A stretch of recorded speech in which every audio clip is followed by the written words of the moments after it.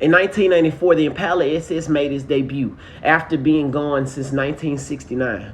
In 1994, the only color available on this thing was black. However, when 95 and 96 came along, they offered dark cherry metallic and dark gray green along with black.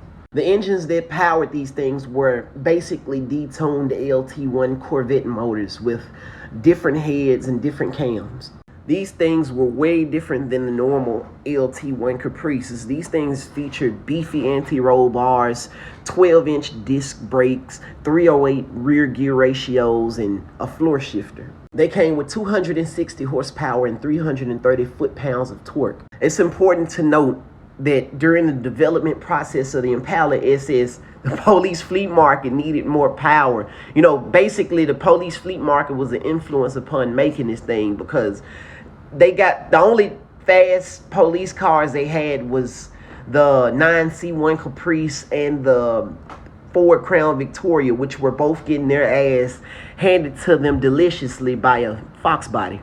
Biggest issues with this thing was the OptiSpark, which was very costly at the time to repair and still is. It's literally just a sports version of a normal 9C1 Caprice. As far as issues, this thing had the exact same problems as a 9C1 Caprice. It had an OptiSpark issue which literally went bad after 100,000 miles. It had the same 4L60E that would go bad after just over 100,000 miles, and it had exhaust gas recirculation issues along with a bad fuel pump sending unit. Oh, and let's not forget that plastic ass interior. Instead of just wrapping your interior in leather and shit like that, or replacing your interior, go the distance. Go get a 2017 Cadillac CTS-V and do an interior swap. A guy named Stitch by Slick do them all the time. Think about it.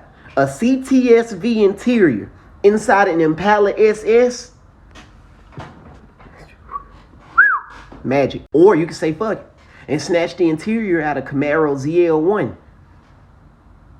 By today's standards, that LT1 is pretty crappy. Not only that, but who the hell wants to deal with the OptiSpark issue in 2022, right? By today's standards, that crappy ass OptiSpark LT1 is very underpowered by today's standards. Man, say fuck all of that. Snatch the LS3 out of a Camaro SS, you know, a 5th gen. Throw a 3-liter Whipple on it after you fully build it, or twin turbos or some nitrous, how the fuck you want to do it. And throw a T56 behind it motherfucker and have some fun. A T56 manual swap behind that Whipple LS3 would wake this damn thing up. This thing deserves to be treated like you treat your woman.